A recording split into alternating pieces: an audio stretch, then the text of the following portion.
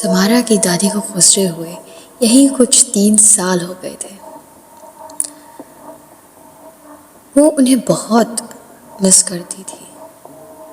अक्सर हर रोज़ अपने घर से 10 किलोमीटर दूर एक सेमेट्री में उनके ग्रेव के पास जाकर उनसे बातें करती थी।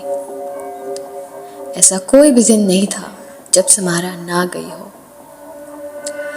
हुआ यूं कि आज ज़्यादा काम होने की वजह से समारा ने डिसीजन लिया कि वो शाम को जाकर मिलेगी, क्योंकि अक्सर वो सुबह जाती थी।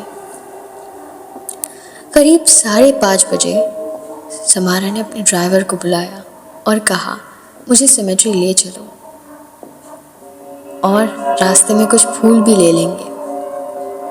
यही करके समारा सेमेट्री पहुंची और बहुत रोने लगी।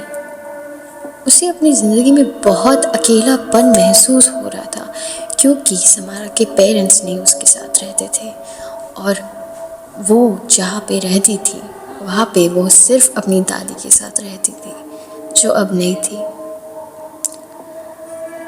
ड्राइवर ने कुछ समय बाद कहा कि मैडम, यहाँ पे 7 बजे के बाद रुकना खौफनाक कहा जाता है।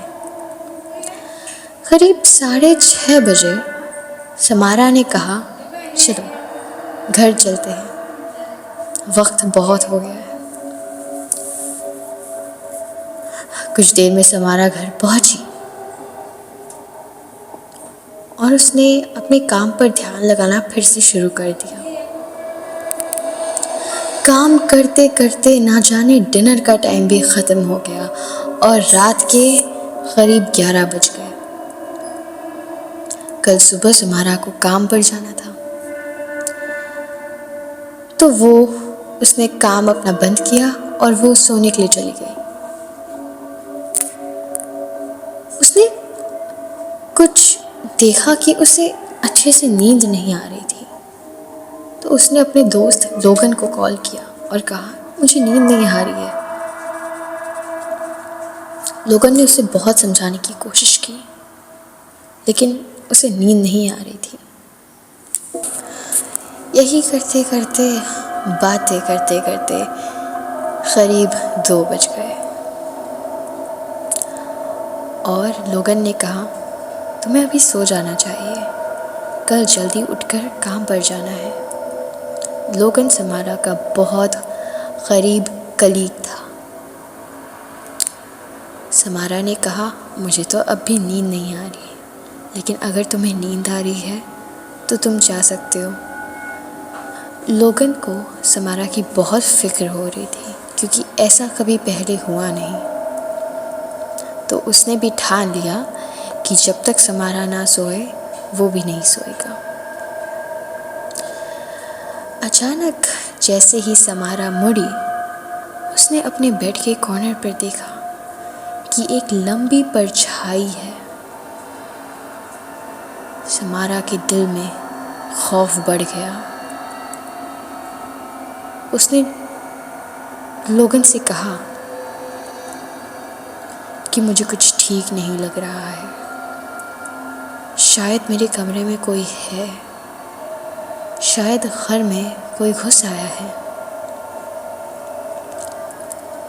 लोगन ने उससे पूछा कि क्या तुमने अपने घर के दरवाजे और खिड़कियां अच्छे से बंद की थी? समारा ने कहा, हाँ, और मैंने तो ड्राइवर को भी बोला था कि फिर से चेक करो। समारा ने ज़ोर से अपने ड्राइवर को आवाज़ लगाई, जो नीचे वाले कमरे में सोता था, लेकिन कोई आवाज़ नहीं आई। वो परछाई अभी भी उधर खड़ी थी और समारा को घूर रही थी।